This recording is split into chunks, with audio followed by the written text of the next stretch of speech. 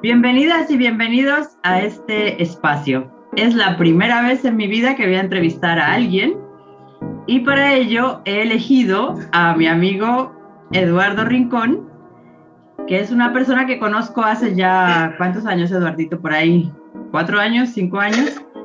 Sí, unos 5 años ya, amigo. Unos 5 años. La conocida con Eduardo fue muy chistosa y no me voy a resistir a no contarla, ¿sí? Se la voy a contar, mejor dicho. Eduardo apareció al comienzo de los tiempos del semillero de investigación en la Universidad de los Andes, que dirigí durante 2 años. Entonces, en una de las primeras reuniones con las personas que estaban interesadas, que eran bastantes estudiantes de la universidad, y un grupo muy grande eran estudiantes de la universidad y otro grupo eran fans de Linda, que tenían algún tipo de vínculo universitario y que vieron el papayazo y dijeron, listo, voy a meterme allá a trabajar sobre animales con esta mujer. Entonces, una de ellas, que es Marcela Santa Cruz, que ahora también está trabajando en lo que le encanta. Bueno, Marcela en ese momento me dijo, yo conozco una eminencia, un profesor de filosofía, bueno, una cosa impresionante, la eminencia y tal. Entonces yo, claro, yo por eminencia, pues me imaginaba a alguien, por supuesto, de 4 veces nuestra edad, pelo blanco, bigotito, también blanco, ¿sí? Entonces, bueno, pues yo con esa idea en la cabeza me dirigí a la eminencia por WhatsApp para contactar con él para una primera conferencia en Uniandes sobre filosofía, etcétera, y animales. Entonces, pues yo hablaba con la eminencia, yo veía una foto de WhatsApp, yo veía un pelado, o sea, un chico joven. Y yo seguía hablándole de usted a la eminencia y eminencia por acá. Bueno, yo decía usted y doctor y tal y cual. Y ya como al 5.º día de contactar y qué día nos vemos y cómo hacemos, yo le dije, profesor, dígame una cosa, ¿esa foto de WhatsApp es su hijo? Y él me responde, no, soy yo. Y yo le dije, listo, creo que podemos empezar a tutearnos.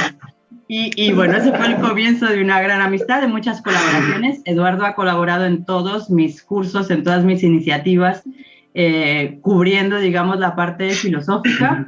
Y avanzo acá en primicia, que es posible que sigamos con esas colaboraciones en algún tipo de formato. Por los tiempos que corren, será online seguramente. Entonces, bueno, pues conozco a Eduardo, como digo, de hace varios años y es una persona que es, por un lado, es un filósofo de pies a cabeza y luego es una persona amante de los animales en el sentido no solo de apechicharlos, que también, de consentirlos, que también, ¿sí? También, de vez en cuando, sí. También, sino también de explorarlos, es decir, de conocerlos más allá de lo que es el vínculo con un animal concreto. Entonces, hay toda una pasión allá y hay una cosa que me da mucha envidia de Eduardo, y es que Eduardo está terminando su tesis doctoral precisamente en esto que le apasiona. ¿Nos puedes decir el título de la tesis, Edu? Bueno, no es, literalmente, pero va alrededor de un concepto que estamos empezando a desarrollar. No es un concepto nuevo, pero que nos interesa indagar mucho con mi director de tesis, que es el concepto de ecosofía. Y ahí estamos tratando de hacer un vínculo justamente en cómo cultivar ecosofías para cohabitar la tierra con los demás animales. Ese vendría a ser un poco como el título. Ecosofías, cultivar ecosofías para cohabitar la tierra con los demás animales.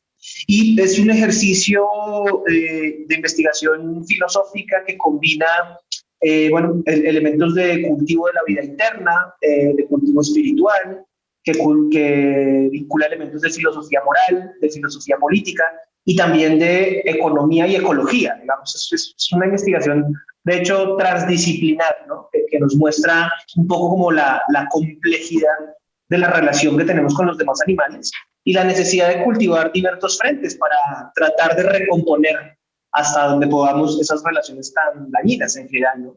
Así que va un poco por eso, pero el énfasis es no solamente necesitamos transformaciones a nivel legislativo, que las necesitamos, no solamente necesitamos transformaciones a nivel técnico, que las necesitamos para enfrentar temas como el cambio climático, la explotación animal, sino que además necesitamos un cultivo de la vida interna, un cultivo ecosófico, necesitamos otras sabidurías para aprender a vivir en esta tierra.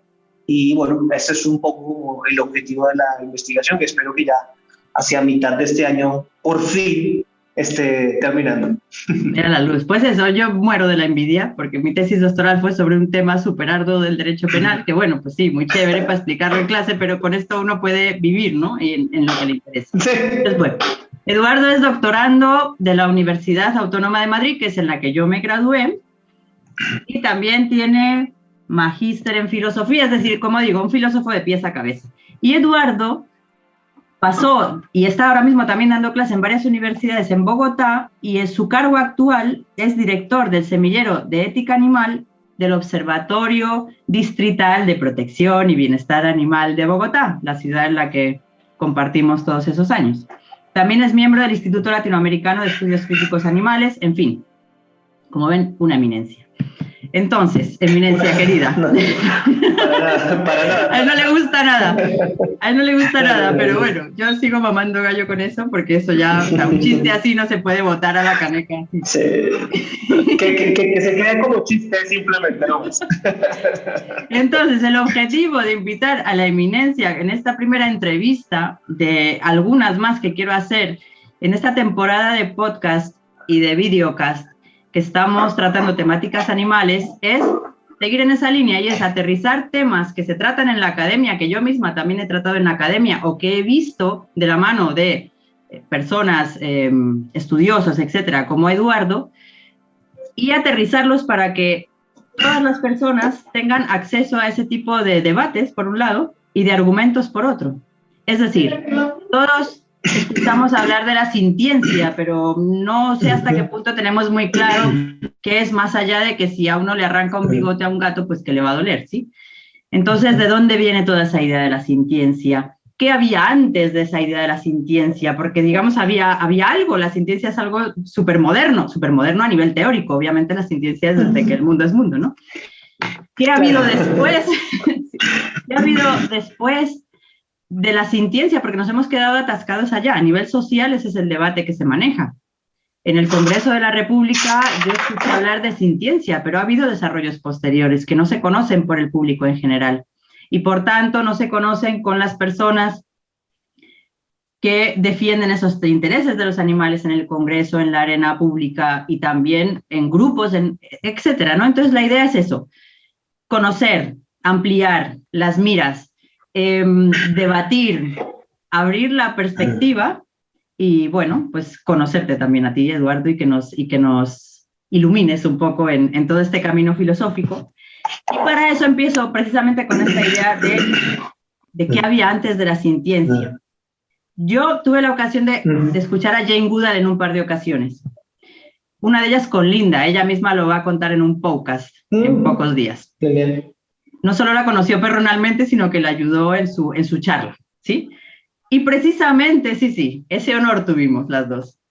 Y Jane Goodall, en cada una de sus intervenciones públicas, ella explica cómo llegó a África a observar, a investigar los chimpancés, y entonces ella, en lugar de ponerles un número, que es como se investigaban los animales entonces, les puso nombre y concluyó en que esos animales tenían mentes, tenían sentimientos, tenían emociones, tenían pulsiones, es decir, que se parecían a nosotros muchísimo más de lo que la ciencia estaba barajando.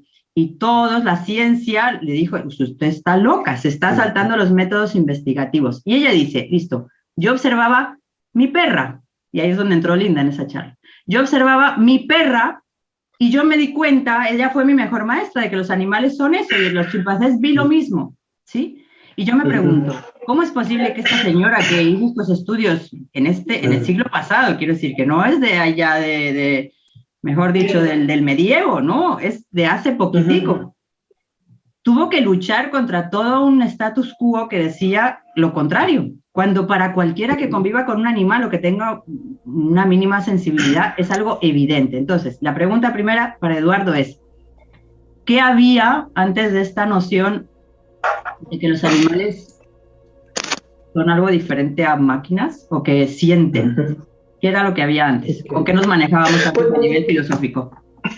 Sí, pues mira, para empezar a responder al hilo de esta anécdota que cuentas con Jane Goodall, Sí, es cierto, y además es igualmente sorprendente que estamos hablando de la mitad del siglo XX, ¿cierto? Bueno, un poco más de la mitad, el último cuarto del siglo XX, donde las investigaciones de Jane Goodall obviamente fueron muy disruptivas en lo que tiene que ver con la cognición animal, obviamente pues en este caso, en el caso de grandes simios, y que investigaciones además que ella es pionera en muchos sentidos y que después muchos otros investigadores e investigadoras pues terminan dándole la razón, ¿no? A pesar de que ella desde el punto de vista de la formación académica no era formada en primatología, sino que el ejercicio empieza siendo un poco empírico al inicio, pero al final eso también va a tener unos resultados bien importantes.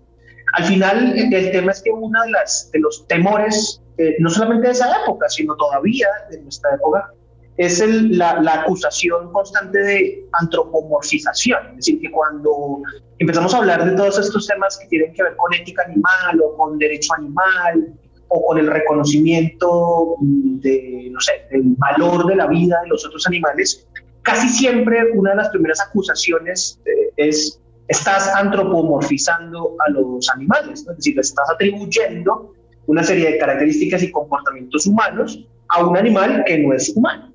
Efectivamente, antropomorfizar es un error en la medida en que estamos determinando las características de una especie animal con las características de otra especie animal. De entrada, creo que es claro que ahí hay un error. Pero el problema es reducir la discusión a que cualquier característica que presente un animal y que sea contrastable con la característica humana, inmediatamente es extraño y tenemos que dejar de referirnos a los animales como si fueran individuos. Y yo creo que hay un error muy, muy fuerte y que tiene que ver con el desconocimiento de la complejidad de la vida de los animales. Creo que el punto de partida, y esto va a ir empezando a responder tu pregunta, Yamila, el punto de partida es, nosotros hemos reducido las mejores posibilidades de una vida, las mejores capacidades de una vida a la vida de los humanos.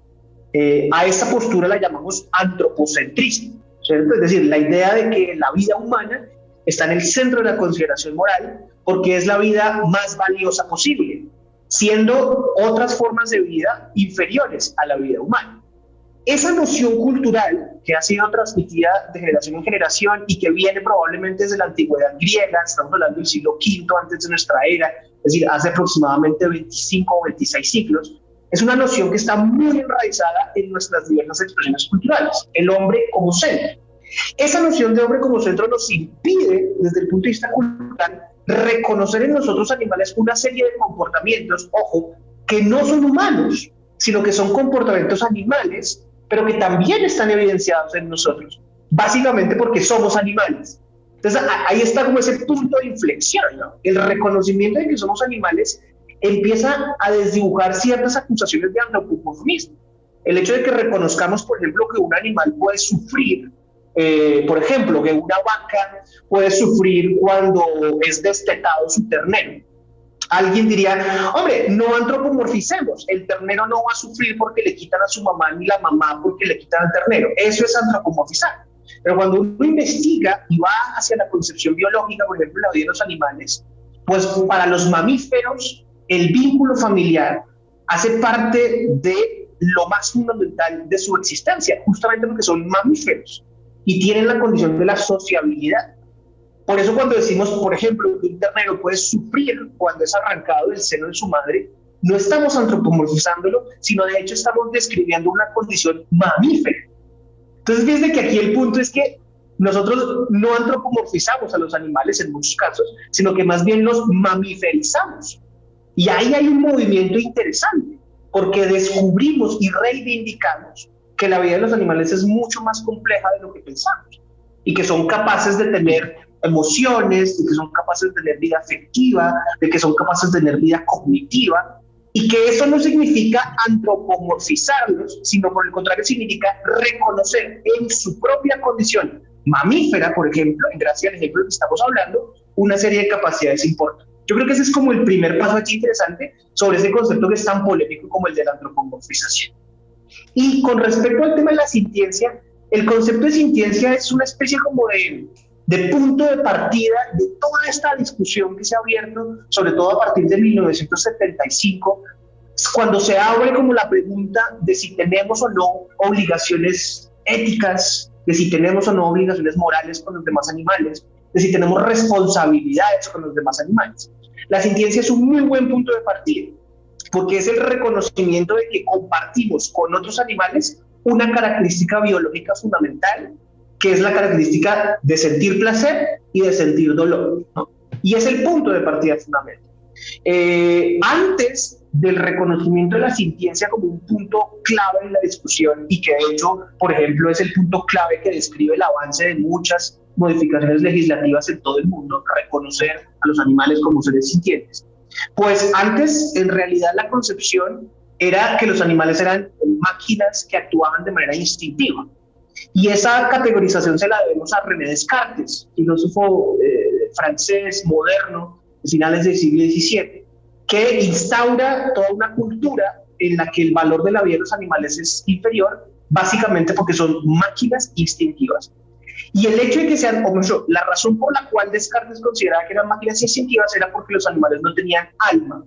Entonces ahí hay una noción, digamos, ya que empieza a vincularse muy fuerte con temas religiosos, ¿no? Con temas de la posesión del alma como una especie de condición, digámoslo así, de excepcionalidad humana que tiene una base religiosa, y que el hecho de que los otros animales no tengan alma, pues inmediatamente les restan valor. Solamente cuando, finalizando la modernidad, las expresiones filosóficas y científicas se desprenden de las expresiones religiosas, a partir de ese momento, la indagación sobre la vida de los animales se profundiza y empezamos a reconocer, a investigar, a darnos cuenta que el hecho de que tengan un sistema nervioso central inmediatamente los habilita a tener experiencias placenteras y experiencias dolorosas.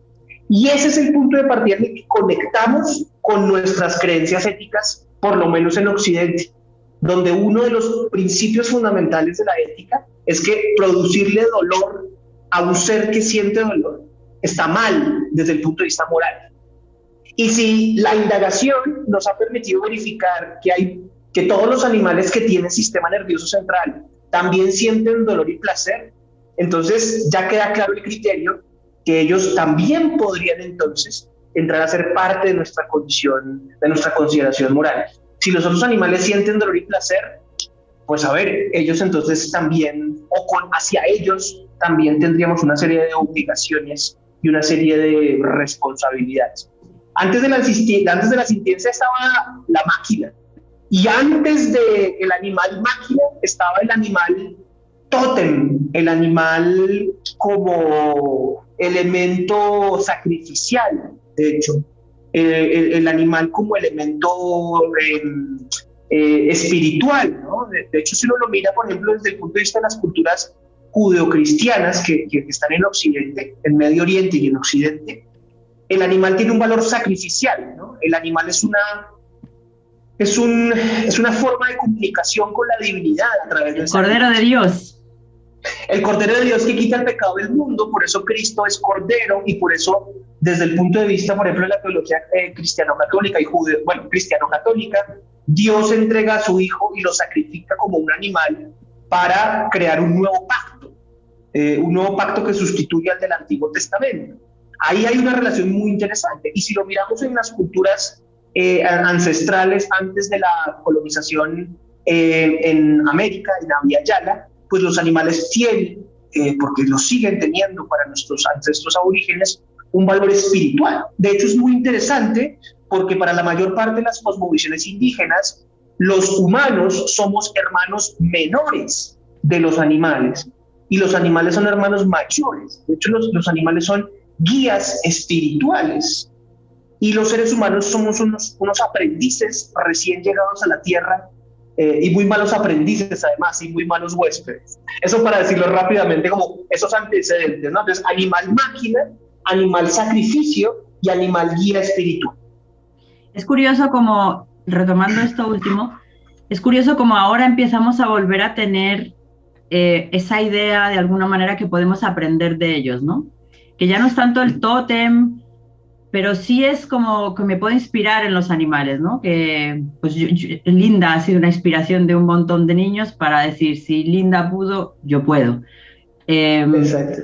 yo, no sé, durante la pandemia yo miraba los moscardones en la ventana, unas moscas muy gordas que hay acá en Europa, y veía cómo estaba empeñado en salir por allá y ahí no hay camino y yo me veía igual, ¿no? Yo digo, ¿ves? A mí me pasa igual. O veía los caracoles y decía yo, ellos van lentos y van tranquilos, y, o sea, nos inspiran de alguna manera, ¿no? Sí, hay un elemento muy interesante. Yo creo que esa inspiración no solamente tiene un valor metafórico, que tal vez es una forma de aproximarnos a ellos, sino que incluso en términos de cómo viven los otros animales sobre la Tierra, ya nos da también una serie de indicadores de inspiración mucho más prácticos. Ya no tiene solamente un valor metafórico esa enseñanza, sino tiene un valor práctico, real, auténtico, ¿no? Hay un etólogo, un científico muy valioso que descubrí en los últimos años, quiero decir que me lo encontré porque no lo conocía antes, no porque yo lo haya descubierto, quiero decir, pero me topé con él en los últimos años, en los últimos 2 años, que lamenté no haberlo conocido mucho antes, que se llama Carl Safina, que se los recomiendo mucho, Carl Safina.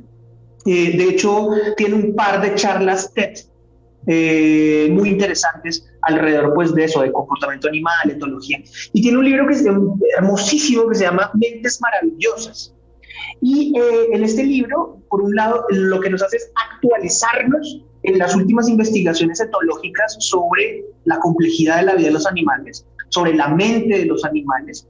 Y una cosa interesantísima es, mire, podemos aprender de los animales culturas de la paz. Y podemos aprender de los animales culturas de la habitación equilibrada en la tierra, ¿no?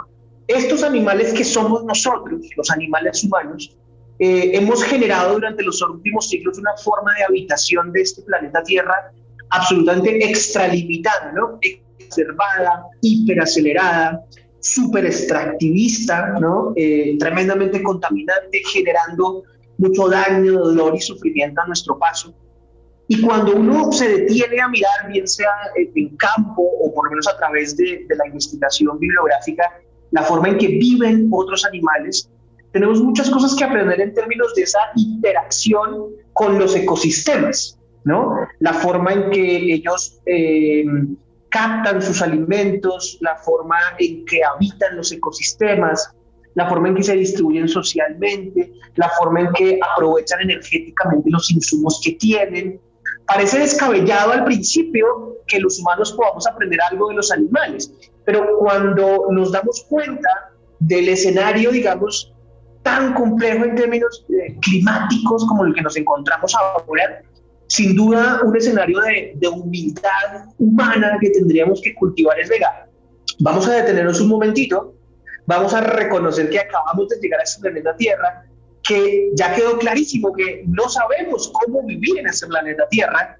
¿Por qué no aprendemos de esos ancestros animales desde el punto de vista biológico y genético, si confiamos en la teoría de la evolución, que ya han estado aquí durante millones y millones de años, y empezamos a tratar de vivir de esas maneras? Obviamente no será la misma escala. La escala de la población humana, 7.500 millones de habitantes, pues obviamente supera la escala de cualquier otra especie animal, por lo menos en el caso de mamíferos. No podremos decir lo mismo de insectos y de otro tipo de animales que obviamente nos superan en número. Pero tenemos muchos espejos en los que podemos vernos. Podemos aprender de los animales. Y no necesariamente si a alguien le genera un poco de ruido el asunto indigenista de que son nuestros maestros, no necesariamente hay que transitar por ese lado, si es que les genera un poco de ruido. Lo puede ver uno desde el punto de vista de la etología y desde el punto de vista de la biología. Ahí hay muchas formas que tenemos que explorar, sin duda. Sí, incluso desde el punto de vista de la experiencia personal, es decir, yo observo, o sea, yo estoy caminando mucho más descalza que antes. Estoy retomando formas de alimentación que tienen más que ver con mi origen de primate que las que tenía antes, ¿no? Entonces, bueno, es simplemente, a veces nos hacen de espejo para retomar nuestra propia humanidad. Humanidad entendida en el sentido más animal de la palabra y más conectado con nuestra esencia. Exactamente, y que hay un principio clave en la vida de esa otra animalidad que no es la humana, y que uno lo puede identificar en prácticamente todas las especies de los animales, en las especies animales, y es, los animales toman lo que necesitan solamente. O sea, ahí hay un principio de economía y hay un principio de ecología brutalmente valioso. Los otros animales solamente toman lo que necesitan. No existen, o por lo menos no hay una indagación que nos permita entenderlo de esa manera, otras especies de animales que acumulen. Las ardillas que se llenan los cachetes, pero es para el invierno, o sea, tiene esa... Exactamente, ellos están previendo el invierno y saben que tienen que hacerlo, efectivamente. El oso también acumula la grasa, la osa, para poder, pero claro, es previendo sus ciclos vitales, es decir... Exactamente. Nosotros, si lo vemos desde el punto de vista de nuestras características culturales, ya lo dije, pues nuestras características culturales son la extralimitación y la acumulación sin propósito definido. Nosotros acumulamos no para el invierno, o sea, es decir, nosotros acumulamos y gastamos y extraemos y utilizamos muchísimo más de lo que realmente necesitamos. Ese es simplemente para poner un ejemplo de cómo hay posibilidades de aprendizaje de esas otras. Y Cabeza Fina y Jane Goodall y Franz de Waal lo dicen muy bien. Los otros animales también tienen culturas. Es decir, podemos aprender de culturas animales. Y ese es un tema muy polémico porque, claro, el concepto de cultura lo hemos reducido evidentemente a lo humano y de hecho lo utilizamos para distinguirnos de lo natural. Por un lado lo cultural, por otro lado lo natural. Pero cuando uno revisa la noción de cultura como producción de un saber y transmisión de ese saber a lo largo del tiempo, hay grupos de animales que son flexibles en sus comportamientos, que logran alcanzar fines relativizando y cambiando medios para alcanzar los fines y que además transmiten esos saberes o esas técnicas a las otras generaciones. Allí perfectamente podríamos estar hablando de culturas animales, entendiendo, insisto, la cultura animal como la forma en que un animal habita el entorno y la forma en que transmita ese hábitat del entorno a las futuras generaciones. Las culturas humanas lo hacemos de una manera. Esto entronca con la idea de la cognición en los animales, que también es algo muy debatido y que se ha establecido como un límite claro en decir, listo, nosotros somos la especie que razona, que piensa, etcétera, aparte de la que tiene alma, ¿no? Y esto entronca con esa idea de la cognición, es decir, ellos tienen un desarrollo cognitivo también, obviamente, en otros términos, pero lo tienen, ¿no? En otro sentido. Sí, de acuerdo. De hecho, también cada vez está más claro que, por ejemplo, los animales, por lo menos lo que llamamos mamíferos superiores, la definición no me gusta mucho por esa cuestión de la superioridad, digamos, pero lo que llaman los mamíferos grandes, ¿no? Grandes simios, los mamíferos más sociales, grandes simios, vacas, cerdos, perros, etcétera. Se habla mucho, por ejemplo, en ellos de la posibilidad de que tengan racionalidad. Eso es muy relevante, es muy interesante. Lo que pasa es que nuevamente el problema surge de ¿y cuál es la definición que tenemos de racionalidad? ¿No? Cuando ahorita me refería a Descartes, que decía que los animales eran máquinas instintivas y luego Kant, que es otro de esos grandes filósofos que marcan la modernidad y el rumbo de nuestras culturas. Para Kant las únicas vidas valiosas son las vidas de los humanos porque solamente los humanos son racionales. Dado que los animales son irracionales, pues sus vidas solamente tendrían un valor instrumental, es decir, esos animales son valiosos como medios, como objetos para fines humanos. Hoy, una gran parte de la investigación etológica nos muestra, y filosófica, que los animales, muchos otros animales, probablemente no todos, pero muchos otros animales tienen racionalidad, solo que hay por lo menos 3 tipos de racionalidad. Hay una racionalidad teórica, que es la que nos permite, por ejemplo, formular hipótesis para explicar fenómenos, ¿no? Y, por ejemplo, explicar por qué existen las olas del mar. Y lo hacemos a través de la observación, la medición científica, y nos muestra que la fuerza de gravedad que ejerce la Luna sobre la Tierra genera ese movimiento de las olas del mar. Y ahí usamos la racionalidad teórica. Pero también existe la racionalidad instrumental, que es la que nos permite alcanzar fines utilizando medios. Si yo tengo que desplazarme del punto A al punto B, trato de pensar qué medio de transporte me sirve para movilizarme más rápido del punto A al punto B. Y ahí estoy utilizando la racionalidad instrumental, un medio para un fin. Y hay racionalidad práctica, que es la que me permite argumentar el porqué y el sentido de mis acciones. Es la racionalidad que nos permite explicar por qué hacemos lo que hacemos. Hoy está cada vez más claro que los otros animales probablemente no tengan racionalidad teórica, probablemente no tengan racionalidad práctica, pero seguramente tienen racionalidad instrumental. Es decir, son capaces de utilizar medios para alcanzar fines. Y ahí hay un elemento de racionalidad, hay un elemento de individualidad psicológica. Por lo menos los mamíferos, y también se ha detectado que algunos peces, algunas aves, son capaces de reconocerse como individuos. Y por lo tanto hay un elemento de conciencia. En el caso, por ejemplo, de las ballenas, es una cosa impresionante esa capacidad de reconocimiento como de conciencia. En los elefantes, en los delfines, en los cuervos, ¿no?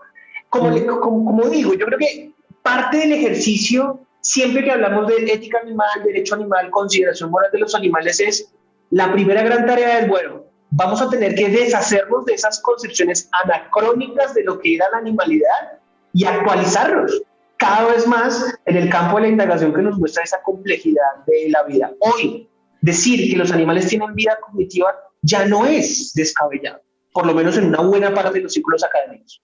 Entonces avanzamos en la misma línea, ¿no? O sea, los humanos, la sociedad humana cada vez está más consciente, más sensible, y a su vez eso se realimenta con ese bagaje que a veces no es conocido a nivel científico. Por eso yo hago estas charlas, porque ¿qué se habla en la academia a nivel biológico? No lo sabe la gente, no está leyendo papers. Pero es como es el efecto mariposa, que pasa algo acá y se mueve allá, pues, o sea, empieza a haber una sensibilidad social cada vez más grande, empieza a haber unos desarrollos biológicos, o sea, de estudios sobre esto, cada vez más grandes, y a su vez la filosofía obviamente va detrás, ¿no? Va siguiendo la estela, obviamente, porque se va poniendo ahí, alineando con esas fuerzas que se mueven. Tengo un comentario sobre algo que esas triangulaciones, un comentario chiquito, esas triangulaciones son fundamentales. Es decir, cuando hablamos de esa sensibilidad, esa sensibilidad hacia lo animal, hacia la vida animal, pues estamos hablando obviamente de un elemento interior, ¿no? Que es ese elemento del desarrollo de la empatía, del desarrollo de la compasión, del desarrollo de la imaginación compasiva, y es reconocer que hay otro que sufre y que yo empiezo a indagar cuáles son las razones por las que ese otro ser sufre, y me compadezco de su dolor y actúo en función de reducir su dolor, etcétera. Pero obviamente eso resulta insuficiente si no está articulado, por ejemplo, con el desarrollo de legislación, y eso sería insuficiente si no está desarrollado o articulado con investigación científica, o eso no sería suficiente si no está articulado con movilización social, eso no sería suficiente si eso no está articulado con pensamiento crítico, filosófico, sociológico, con desarrollo de política pública, con desarrollo de literatura, desarrollo de didáctica. O sea, aquí uno empieza a entender la necesidad siempre de la articulación de los puentes y de los tejidos, porque al final de lo que se trata en realidad es de una urgente transformación cultural. O sea, me parece que lo que está en el fondo es cómo el ser humano se concibe a sí mismo en el contexto del planeta Tierra y cómo concibe a esos otros seres con los que cohabita el planeta. Y estamos hablando de un elemento cultural macro. Por eso es que tantas aristas influyen en ese sentido y se necesita ese tejido.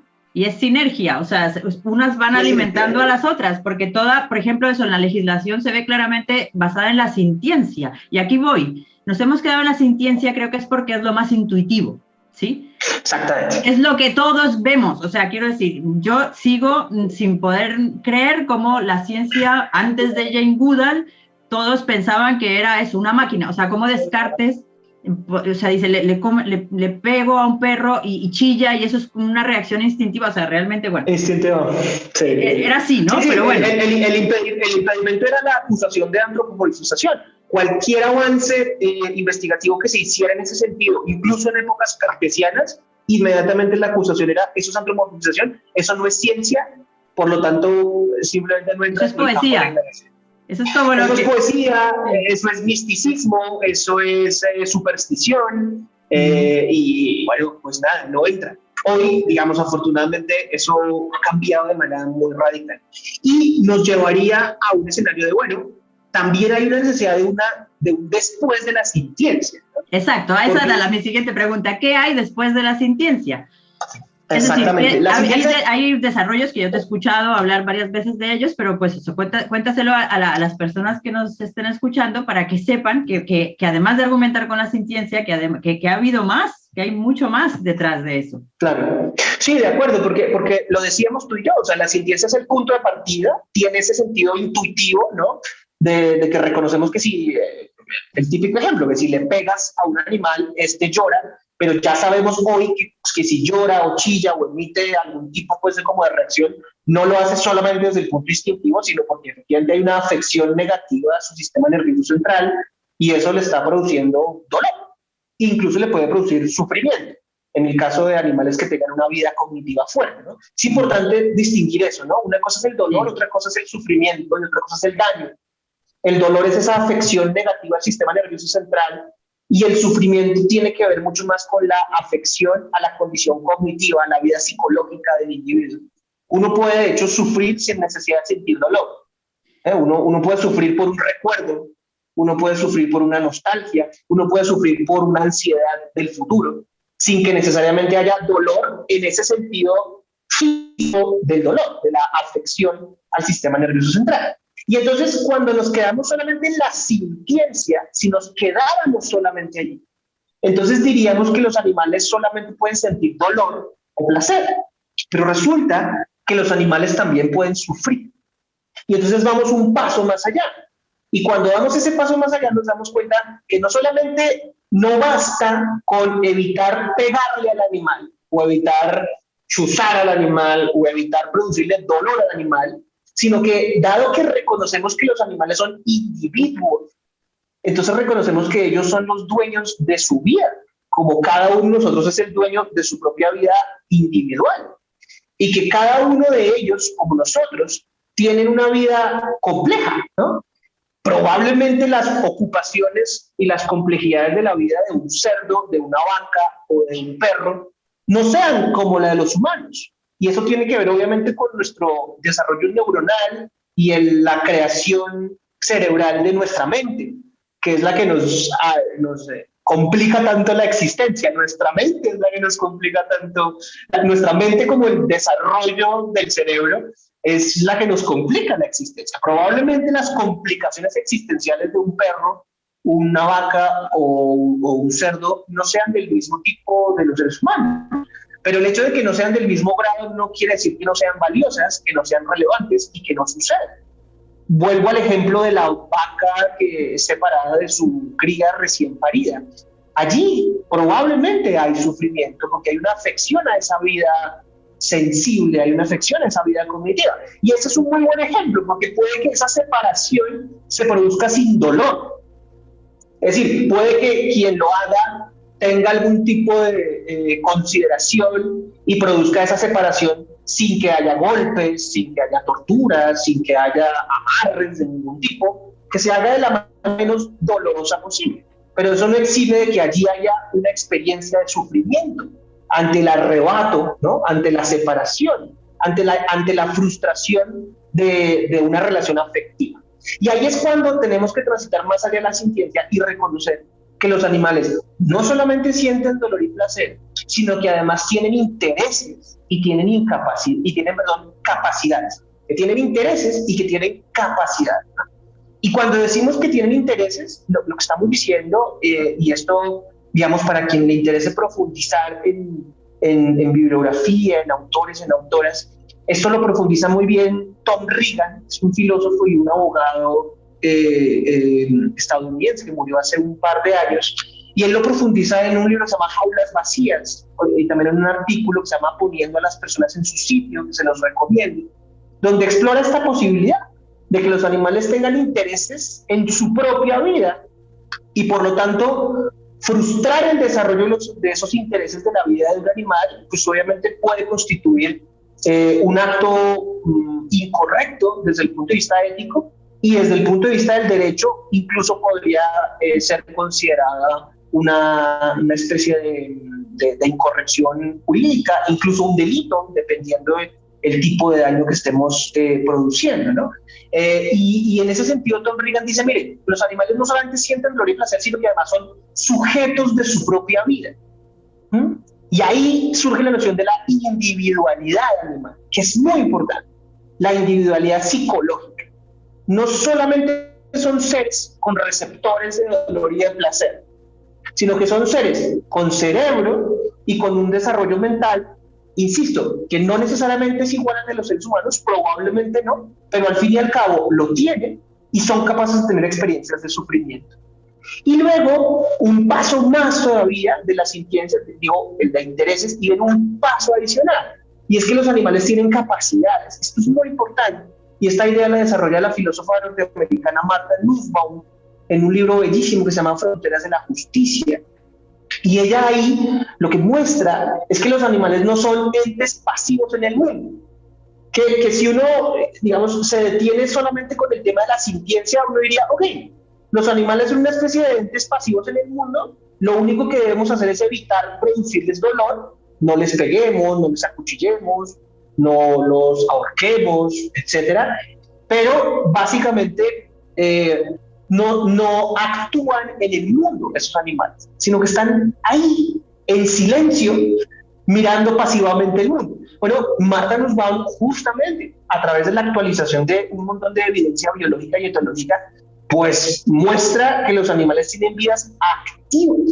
Es decir, que los animales no son pacientes en el mundo, sino que pueden ser agentes. Es decir, los animales desarrollan su vida. Los animales pueden hacer que su vida florezca. No solamente reciben acciones humanas, por ejemplo, o de otras especies, sino que pueden hacer cosas propias de su especie. Eso es muy importante siempre, ¿no? Es decir, el cerdo puede desarrollar su condición de cerdo, el elefante puede desarrollar su condición de elefante, así como el humano puede desarrollar su condición de humano. Y nos vamos a hablar del florecimiento de las capacidades de los animales. ¿Capacidades como cuáles? Capacidades como el aprendizaje. Los animales pueden aprender y lo pueden hacer, de hecho lo hacen a través del juego, por ejemplo, cuando están con miembros de su propia especie. Los animales pueden tener vidas afectivas. Los animales pueden tener control sobre el propio entorno. Los animales pueden interactuar con miembros de otras especies. Y entonces fíjense que aquí estamos hablando de elementos que no necesariamente están mediados por el dolor, no necesariamente están mediados por la sintiencia, ¿no? Uno puede tener, por ejemplo, como pasaba en los circos, o como pasa, porque todavía en el mundo hay circos con animales. Digamos, usted puede garantizar que el elefante que usted tiene encerrado para su circo, pues usted puede asegurar que el domador del elefante nunca le pegue. Y uno diría, listo, perfecto, no le estamos produciendo dolor al animal, ahí no hay ningún elemento ético o jurídico de fondo. Pero cuando descubrimos que los animales tienen intereses y tienen capacidades, va empezando a quedar más claro que tener un animal encerrado para un circo frustra de manera impresionante el desarrollo de su vida como el tipo de vida que debería ser desarrollado. Lo mismo pasa en los zoológicos, lo mismo pasa en otras formas de entretenimiento humano en la que tenemos hacinados a los animales. Insisto, la preocupación ya no puede ser solamente por el dolor, es un excelente punto de partida, fue el punto de partida de esta gran revolución que se habría gestado hace décadas, pero sin duda no puede seguir siendo solamente el no. Exacto. Entonces, creo que muchas personas estarán ahora empacando con un argumento lo que sintieron, o sea, lo que sienten, lo que ven, pero que nunca han sabido argumentar. Y yo me he encontrado con estudiantes que dicen, yo soy animalista, yo trabajo en una fundación, pero yo me quedo sin argumentos a la hora de debatir. Yo lo he visto en el Congreso de la República de Colombia debatiendo sobre el tema del toreo. O sea, el debate está en estos cimientos básicos que son importantes, pero tenemos todavía mucho más aparataje teórico de diferentes ciencias para seguir ahondando en esta idea. Y yo no sé si te llegué a contar en mi curso de Animales y Sociedad en Uniandes, yo hablaba de Martha Nussbaum y en los trabajos de fin de curso, que los estudiantes decían en qué había cambiado sus vidas de alguna manera pasar por allá, muchos decían que habían cambiado radicalmente su relación con sus animales de compañía, a raíz de Martha Nussbaum, con sus capacidades, sí, con el enfoque de las capacidades. Entonces, sí, es muy valioso.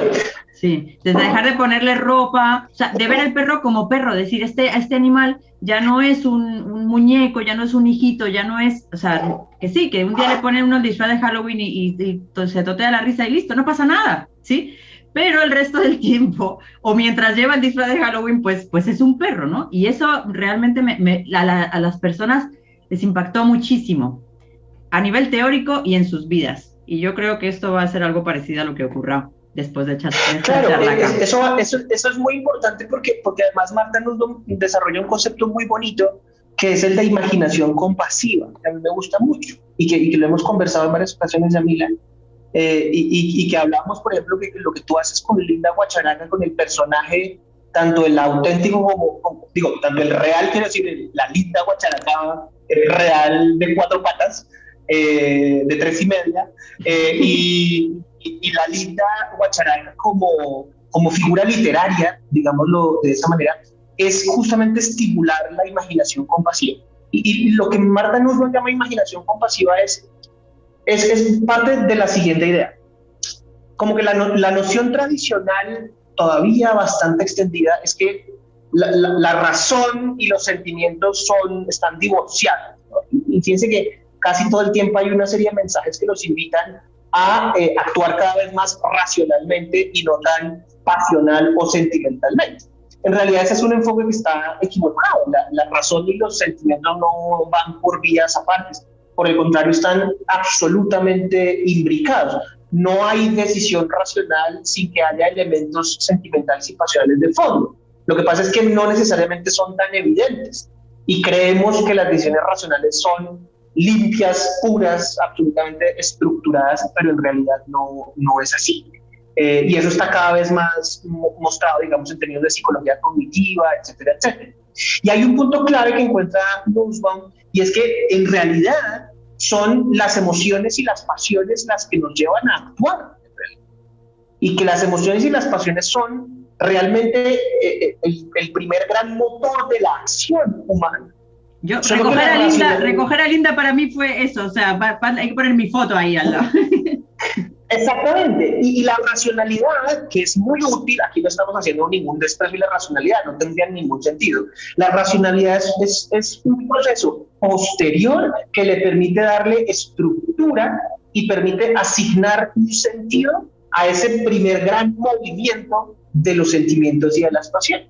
¿Qué lecciones podemos extraer de ahí? Primero, que no hay que rechazar ni la emocionalidad ni la pasionalidad, porque es el motor de la acción. Lo que Nussbaum va a decir, que me parece muy bonito, es vamos a tener entonces que aprender a comprender nuestras emociones y a comprender nuestros sentimientos y a comprender nuestras pasiones, no a pelear contra ellos con el gran escudo de la racionalidad contra la emocionalidad. No tiene ningún sentido, que no funciona así, sino que más bien la racionalidad como instrumento nos puede ayudar a comprender la emocionalidad. Y en ese ejercicio de tratar de comprender la emocionalidad, la emotividad, nos encontramos con la empatía y nos encontramos con la compasión. Y lo que nos genera el sufrimiento de otro ser, bien sea un animal humano o un animal no humano, es un movimiento de los sentimientos y de las pasiones. Cuando yo veo que otro ser sufre, independientemente de si es un humano o no, ahí hay un movimiento de compasión. Primero de empatía, que es una especie como de reflejo, ¿cierto? Me veo en el otro. Y luego compasión. Y es que me veo en el otro, juzgo si esa acción o ese escenario que le está sucediendo es justo o es injusto. Y si ese escenario es injusto, me mueve a la acción. Eso es lo que hace que la compasión sea valiosa. Y eso es lo que hace que la compasión no tenga nada que ver con la lástima. Porque la lástima tiene que ver con un movimiento que usted hace, pero en el que el otro, el objeto de su compasión, no está a su mismo nivel, sino usted lo rebaja. En la compasión auténtica no es la lástima, porque la compasión no es solamente esa conmiseración de pobrecito ese ser que está sufriendo, sino que la compasión es, pues pucha, está sufriendo ese ser, siente dolor, está sufriendo, y tengo que hacer algo. La compasión auténtica mueve a la acción. Y entonces dice Nussbaum, ¿cómo carajos hacemos para reconocer que el otro animal está sufriendo, dado que no es un humano? Y no nos puede decir, oiga, por favor no me haga más esto porque estoy sufriendo. No me puede decir, oiga, no me quite a mi hijo que lo acabo de parir. Oiga, venga, pero no me así y no me mande para consumir. O sea, no lo dice así, pero lo dice. Lo dice clarísimamente.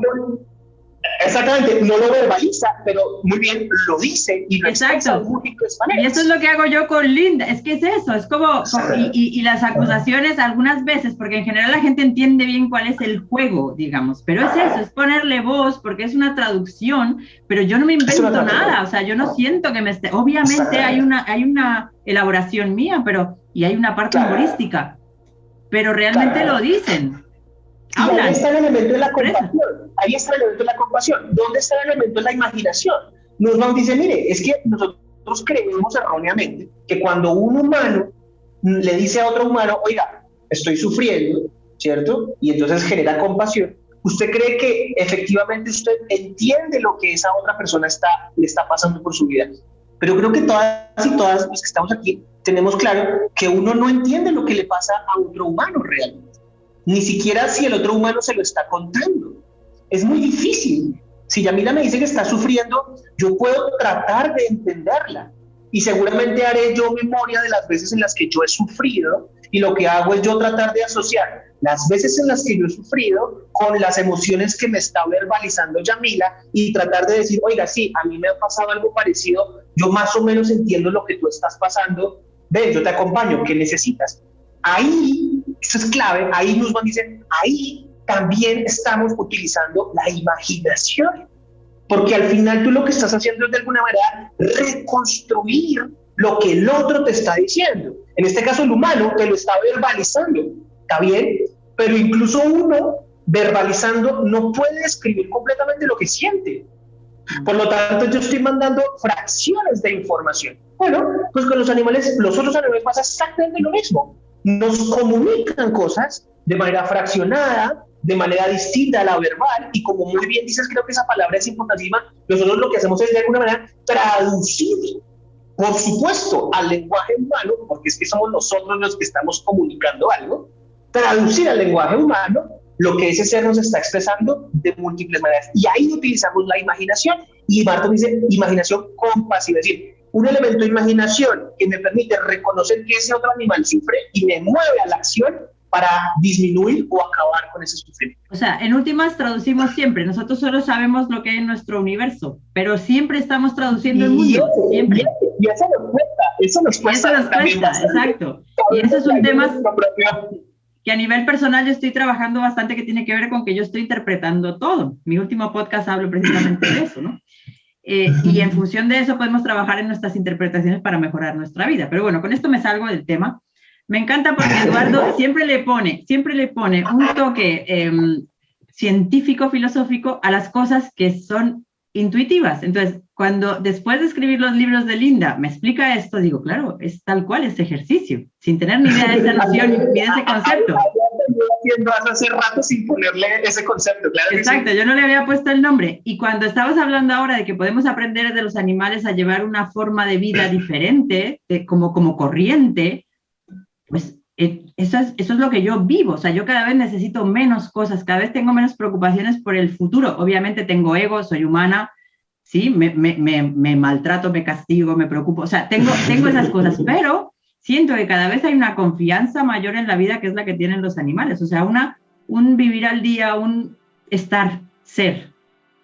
Y me estás diciendo que estar ahí, ¿no?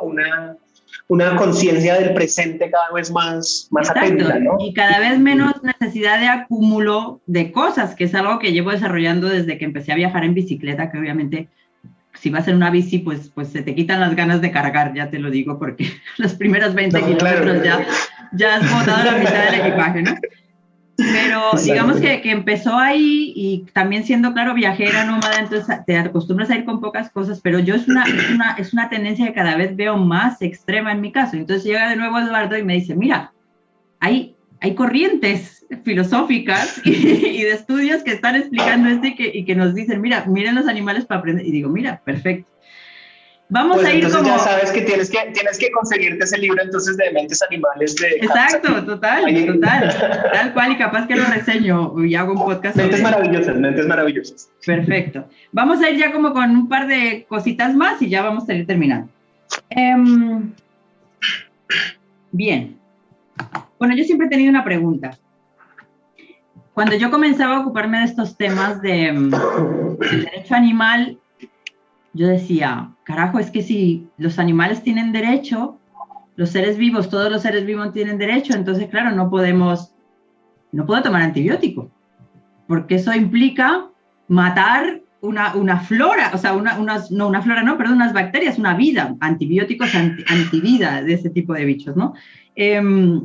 Pues eso, el anticucarachas, las plagas, y yo decía, claro, esto va a ser muy difícil llevar esto adelante, porque va a haber muchísimas personas que no estén dispuestas, pues igual que ya hay muchas personas que no están dispuestas en relación con las formas de vida más con ese sistema nervioso central, pues imagínate ya con animales, pues eso, que además se consideran asquerosos, plagas, etcétera, ¿no?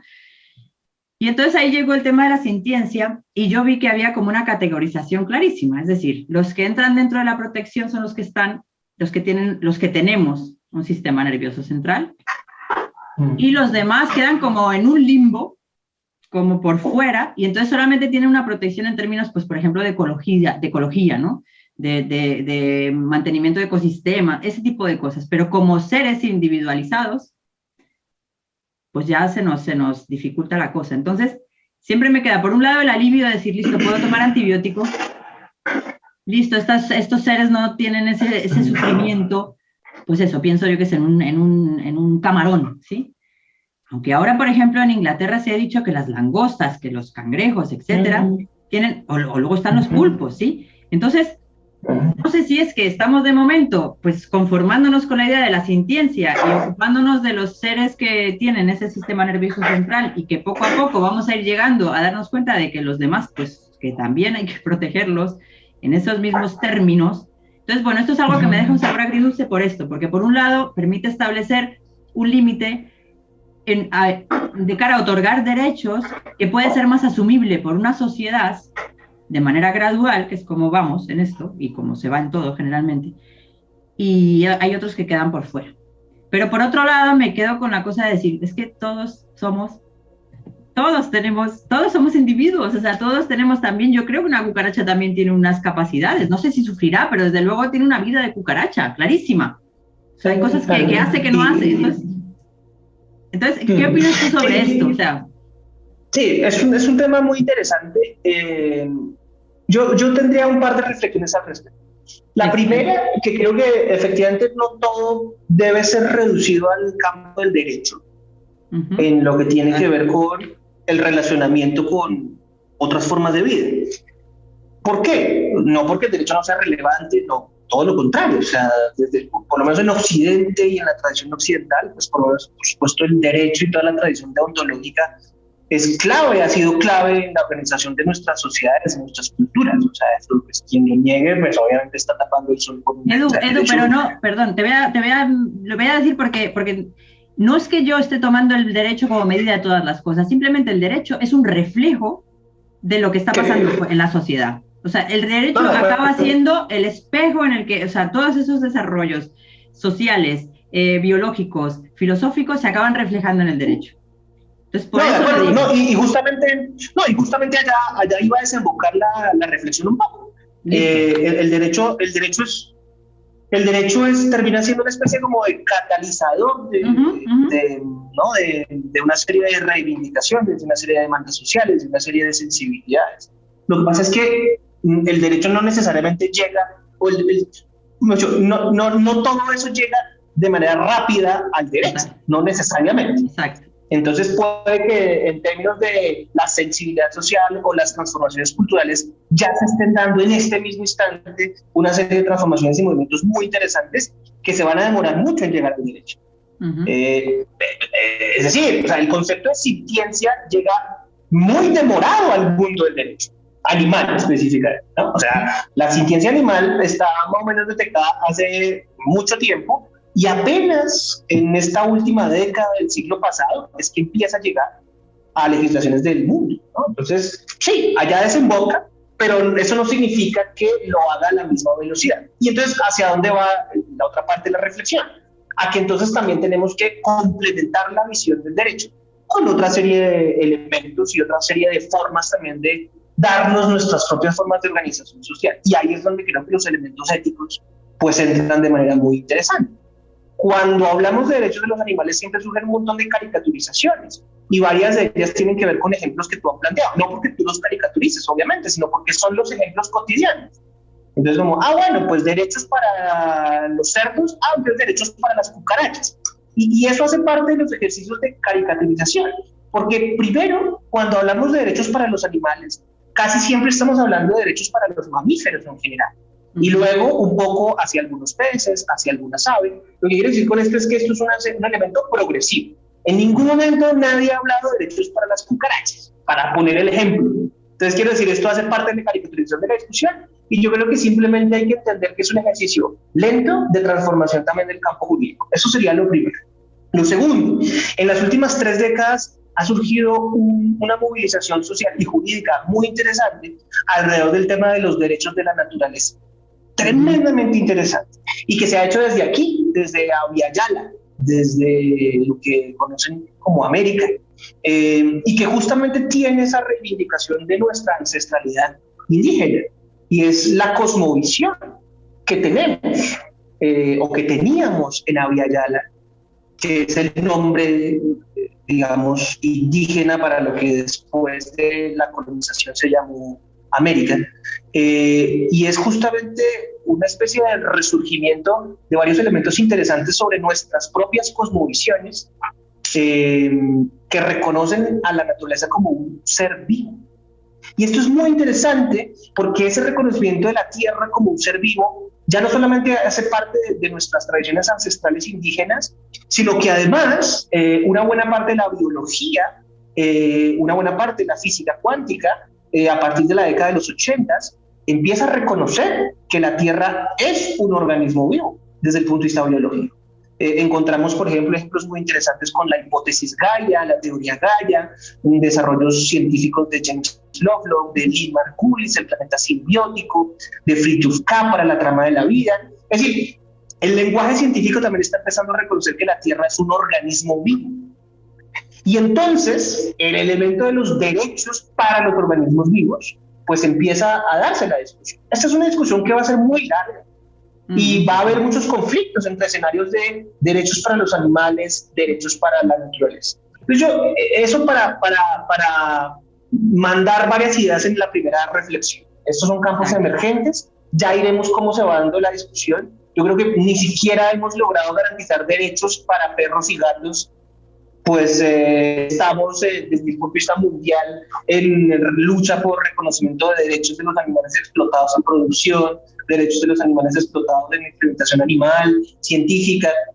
Seguramente nunca llegaremos al punto de las cucarachas. Entonces yo creo que eso, cuando se intenta invalidar la discusión, apelando al típico ejemplo de las cucarachas, las bacterias, no vamos a pisar el pasto, pues yo creo que en realidad le estamos quitando esa importancia a la discusión, porque nadie ha hablado de eso, allá no vamos a llegar, y en realidad creo que es trivializar cosas que resultan mucho más urgentes. Es que cuando hablamos de derechos para animales, estamos diciendo, vamos a tener que reconocer como seres humanos una serie de responsabilidades. Le estamos haciendo daño a un montón de animales.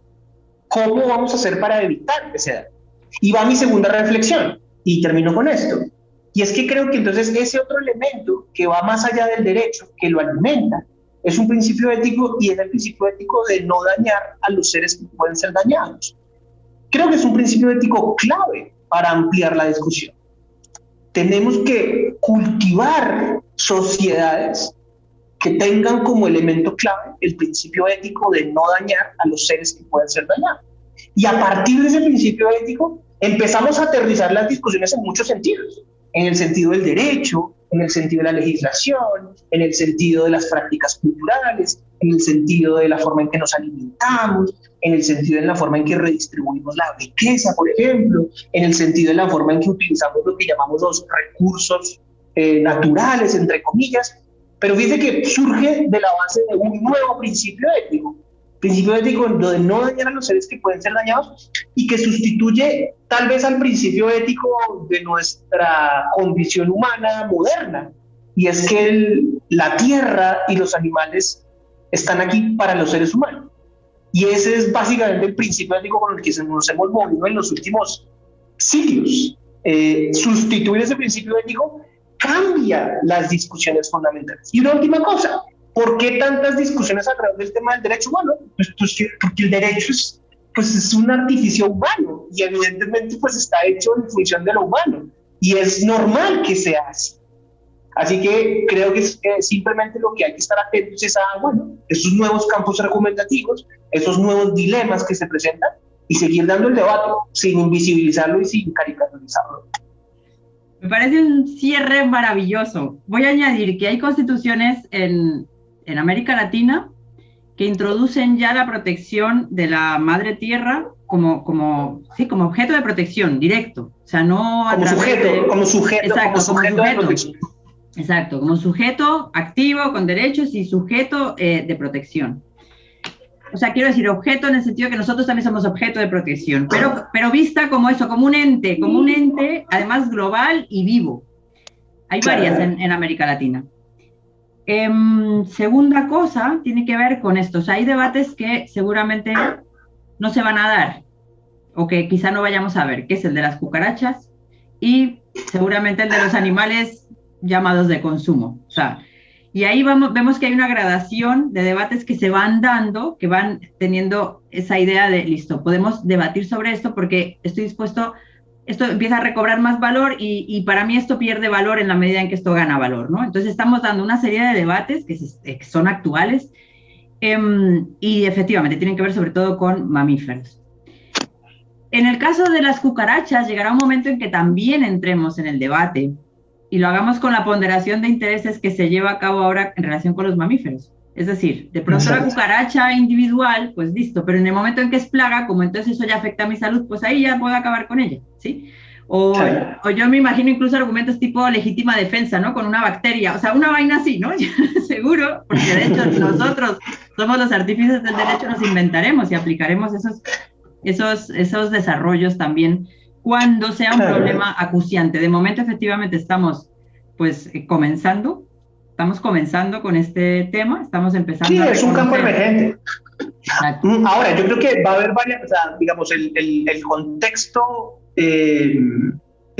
socioecológico que nos ha tocado vivir, ¿no? Es el contexto de crisis climática, que es el contexto de colapsos socioecológicos, que es el concepto de escasez de recursos, que es el contexto de sobrepoblación, pues va a generar sí o sí unas transformaciones sociales radicales.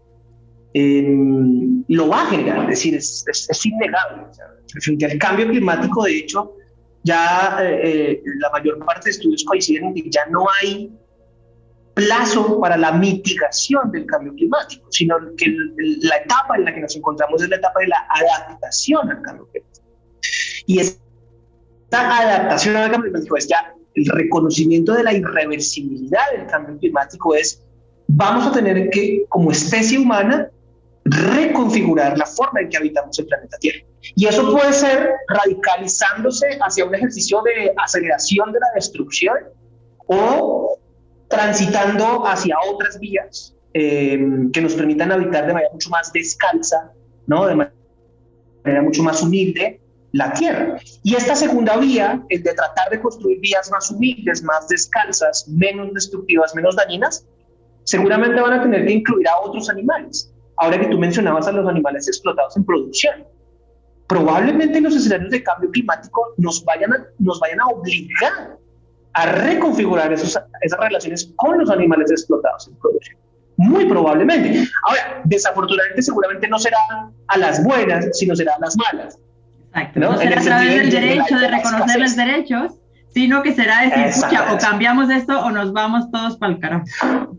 Exactamente, pero seguramente lo hará. Y yo creo que ahí lo clave es eso, ¿no? Entender básicamente que, pues eso, que no estamos solos en el planeta Tierra, que por el contrario somos cohabitantes del planeta Tierra, y que al ser cohabitantes del planeta Tierra y al estar dentro de la Tierra como un organismo vivo, pues la única realidad biológica fundamental es la interdependencia. Todos estamos interconectados, todo lo vivo está interconectado en lo vivo.